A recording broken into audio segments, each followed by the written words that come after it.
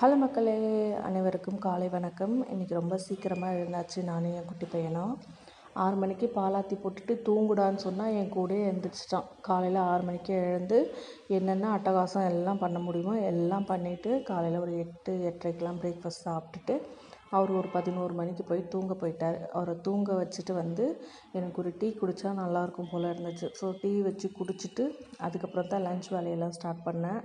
பாத்திரம் சிங்கில் நிறையா இருந்தது, அதெல்லாம் விளக்கி வச்சுட்டு இது விளக்குற கையோடு சமையலும் பண்ணிட்டேன். இன்றைக்கி ரொம்ப பெருசாக எதுவும் சமைக்கிறதுக்கு இல்லை, அதனால் கையோட பாத்திரம் விளக்குற டைம்லேயே சமைச்சும் வச்சுட்டேன்.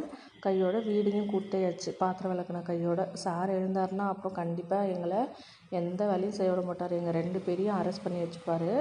அதுக்கப்புறம் இன்றைக்கி லன்ச் சாதம், அப்புறம் என் குட்டி பையனுக்காக பருப்பு. இன்றைக்கி ரொம்ப ரொம்ப சிம்பிளாக ரசம் வச்சு வீட்டில் தயிர் இருந்துச்சு, அதோட விட்டாச்சு. தொட்டுக்கிறதுக்கு ஊறுகாய்.